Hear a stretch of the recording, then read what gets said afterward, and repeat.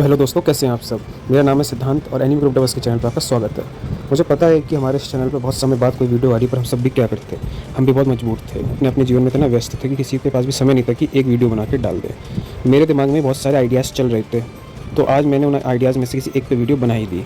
तो आज जैसा कि आप सबने थंबनेल और टाइटल में पढ़ ही लिया होगा कि आज की वीडियो में मैं आपको 3 किंगडम बिल्डिंग एनिमेज़ बताऊँगा, जिनमें राजाशाही, राजे महाराजों के बारे में बताया होगा। मैंने इसका पार्ट 1 भी बना के अपने चैनल पर अपलोड किया था, तो जिसकी लिंक मैं कमेंट सेक्शन में डाल दूँगा, आप उसको भी देख सकते हैं। ये उसका सेकंड पार्ट होगा, जिसमें आपको 3 और नए एनिमेस के बारे में बताऊँगा जो उसी पैटर्न के ऊपर बेस्ड हैं। तो आइए शुरू करते हैं। तो हमारे पहले एनिमे का नाम है डॉक्टर स्टोन। ये एनिमे इस लिस्ट के सभी एनिमेस में से बहुत अलग है। एनिमे में बहुत ही ज़्यादा मिस्ट्री है और फिक्शन से भी। तो इसमें अपना जो मेन कैरेक्टर है उसका नाम है सेन। एक साइंस स्टूडेंट है, पर एक नॉर्मल साइंस स्टूडेंट से बहुत ज़्यादा आईक्यू है इसका। जैसे आपको इस एनीमे में देखोगे तो आपको पता चलेगा कि ये अपनी साइंस का यूज़ करके कैसे किसी बड़ी प्रॉब्लम को भी सॉल्व कर लेता है। ये जो अपनी साइंस का यूज़ करके ऐसे ऐसे, एक साइंस बैकग्राउंड का हूँ तो मुझे इससे ना बहुत ज़्यादा रिलेशन हुआ। अगर आपको साइंस नहीं भी पसंद है तो आप इसको एक बार देख लो, आपको साइंस के लिए प्यार जाग जाएगा। स्टोरी कुछ ऐसी है कि अचानक से पूरे अर्थ के ऊपर एक ग्रीन लाइट गिरती है और सभी लोग सेंकू को मिला के स्टोन में बदल जाते हैं, की मूर्ति बन जाते हैं। अचानक से 3000 साल बाद अपना जो सेंकू होता है वो जागता है और उस 3000 साल में लगातार वो काउंटिंग कर रहा रहता है। पता चलेगा कि ये आदमी इतना इंटेलिजेंट है कि आपको इससे 5-6 एपिसोड में ही लगाव हो जाएगा। बोलोगे कि इसमें किंगडम बिल्डिंग की बात कहाँ से आई। किंगडम बिल्डिंग इसमें ऐसे आया कि जब ये स्टोन वर्ल्ड में वापस जागता है तब ये एक गाँव को पाता है, प्रिमिटिव प्राचीन गाँव के लोगों को ये अपनी साइंस और टेक्नोलॉजी से इतना प्रभावित कर देता है कि वो लोग इसको अपना मुखिया ही बना देते हैं और ये उनके साथ मिलकर अपनी एक सेना बनाते हैं सिविलाइजेशन की। इसके हर एपिसोड में आप कोई ना कोई एक नया इन्वेंशन होते हुए देखोगे स्टोन वर्ल्ड में कि आप हैरान हो जाओगे कैसे ये धूल मिट्टी से भी एक ऐसा मॉडर्न टेक्नोलॉजी का वेपन बना देता है, मॉडर्न टेक्नोलॉजी के रिसोर्सेज बना देता है। आपको दिखने में बहुत आनंद आएगा, मैं बता नहीं सकता ये अच्छा एनीमे है, आपको उसको देखना ही पड़ेगा। रिवाइवल फ्रूट भी डिस्कवर कर लेता है जिसकी सहायता से किसी भी पत्थर का बने हुए इंसान को, पर यहीं तक नहीं रुकता। उस आदमी को हराने के बाद उसके रिवाइव किए हुए लोगों को अपने साथ मिला लेता है अपने किंगडम में और अपना एक जहाज़ बनाता है और जहाज़ में अपने कुछ चुनिंदा लोगों को लेकर ये पूरे वर्ल्ड टूर पर निकलता है, जिससे वो उस मिस्टीरियस लाइट का पता लगा सके और पूरी मॉडर्न सिविलाइजेशन को वापस से ला सके। इसका सीज़न 3 तो बहुत ही कमाल का था। इसकी जो मिस्ट्री है जो लास्ट में खुलेगी, अगर किसी ने मांगा इसकी रीड की होगी तो उसको पता होगा कि क्या मिस्ट्री, पर आप बिल्कुल मत करना, आप सीधा एनीमे देखना क्योंकि एनीमे का सीज़न 4 इसका आने वाला है और जल्दी ही इसकी मांगा तो कंप्लीट हो चुकी है, जल्दी ही एनीमे भी कंप्लीट हो जाएगा। और इस एनीमे की एनिमेशन इतनी अच्छी है कि आपको मतलब प्यार हो जाएगा इस एनीमे से। मैं इसका इतनी बार रिवॉच कर चुका हूँ, इतनी बार कि मेरे को खुद पता नहीं है, हम कभी भी मैं इसका रिवॉच करते समय बोर नहीं हुआ। तो आपको भी एनीमे जरूर देखना चाहिए, आपको पूरा एंटरटेनमेंट मिलेगा, इसकी गारंटी मेरी है। इससे अपना मेन कैरेक्टर एक प्राचीन दुनिया में जिसने टेक्नोलॉजी और साइंस के बारे में कभी कुछ सुना तक नहीं है, उसमें अपनी साइंस की नॉलेज का यूज़ करके वहाँ पे टेक्नोलॉजी का विस्तार करता है और अपना किंगडम ऑफ साइंस बनाता है। और उनको जब ये कोई भी नया इन्वेंशन करता है और जब उन लोगों के सामने वो इन्वेंशन आता है तब उनका जो शॉकिंग फेस होता है उसको देख के मेरी हंसी छूट जाती है। तो आपको ये जरूर देखना चाहिए। तो हमारे दूसरे एनीमे का नाम है that time I got reincarnated as a slime. ये बहुत ही पॉपुलर एनीमे है अपने समय का। ये किंगडम बिल्डिंग इसेकाई एनीमे है जिसमें अपना जो मेन कैरेक्टर होता है वो फर्स्ट एपिसोड में ह्यूमन वर्ल्ड में मारा जाता है और वो रीइंकार्नेटेड हो जाता है किसी दूसरे फैंटेसी वर्ल्ड में स्लाइम के रूप में, पर कोई ऐसा वैसा स्लाइम नहीं, उस दुनिया का सबसे पावरफुल स्लाइम। फर्स्ट एपिसोड को देख के आपको लगेगा कि ये बहुत ही नॉर्मल सा इसेकाई एनीमे जो आए दिन आते रहते हैं। ऐसा धोखा मैं भी खा गया था, पर एक बार मैंने इसको बैठ के लग के 5-6 एपिसोड देखे थे, उसके बाद मैं इसका फ़ैन हो गया और मैं इसके सारे एपिसोड खत्म करके ही माना और अभी मैं इसका सीज़न 3 भी देखता हूँ।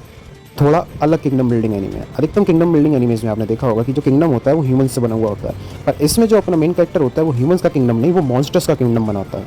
हाँ दोस्तों, मॉन्स्टर्स का किंगडम।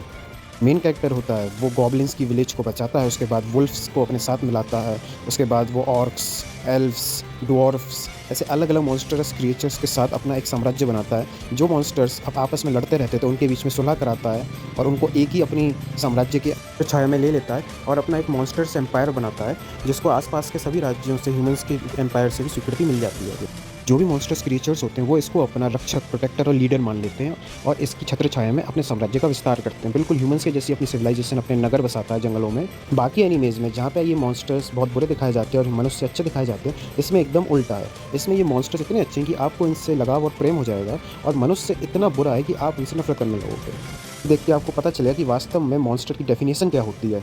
जन्म से मॉन्स्टर होता है या अपने कर्म से बनता है मॉन्स्टर। ये जो किंगडम बिल्डिंग वाली बात है वो मेरे को सबसे ज़्यादा अट्रैक्टिव लगी। ये विदेशी राज्यों के साथ युद्ध करके उनको एकदम एक झटके में पराजित कर देता है। कुछ राज्यों के साथ ये मैत्री संबंध ट्रीटी साइन करता है। फिर ये डीमन लॉर्ड भी बनता है अपनी पावर का यूज़ करके। उस समय के डीमन लॉर्ड को हरा के खुद नया डीमन लॉर्ड बनता है। तो इस मेन कैरेक्टर का नाम है रिमूरू टेम्पेस्ट। ये नाम आपने कहीं ना कहीं तो सुना होगा, मैं आपको दावे से कह सकता हूँ। अगर नहीं सुना तो आप याद रखना, ये नाम से आपको प्यार हो जाएगा। रिमोरू टेम्पेस्ट नाम का ये कैरेक्टर आपको बहुत पसंद आएगा, तो इस एनीमे को जाके जरूर देखिए। तो हमारे लास्ट एनीमे का नाम है हीरोइक लेजेंड ऑफ आर्सलन सेंकी। ये एक तुर्किश एनीमे है और सच में तुर्की की जो रियल हिस्ट्री है उसके ऊपर बेस्ड है। एनीमे की ऐसी कहानी होती है कि जो अपना मेन कैरेक्टर होता है उसका नाम है आर्सलन और वो तुर्की के राजा का बेटा होता है। पर इसका भी बहुत बड़ा राज है कि वो बेटे होने के ऊपर भी उस पर बहुत प्रश्न चिन्ह लगे हुए हैं कि वो राजा का खून है कि नहीं। अचानक से पड़ोसी राज्य राजा के ऊपर आक्रमण कर देता है और राजा युद्ध में पकड़ा जाता है। युद्ध में ये भी लड़ रहा होता है और ये युद्ध में घायल हो जाता है और अपने विश्वसनीय सैनिक के साथ बाहर निकल जाता है।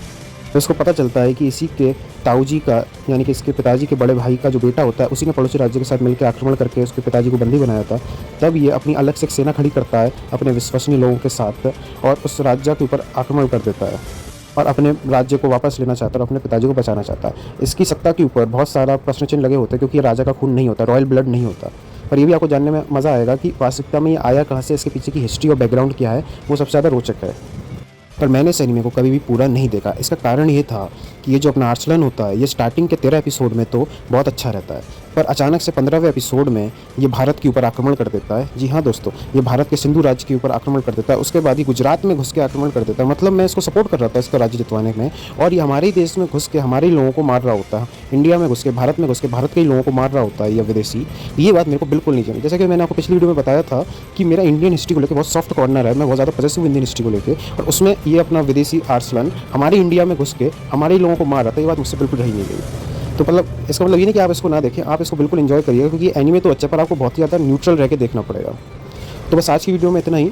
अगली वीडियो में जिस टॉपिक पे बनाऊंगा उसका नाम होगा longest animes and anime history. तो इस वीडियो को देखने के लिए थैंक यू, और अगर वीडियो पसंद आई हो तो लाइक कीजिएगा और एनिमेज को जरूर देखिएगा। बाय।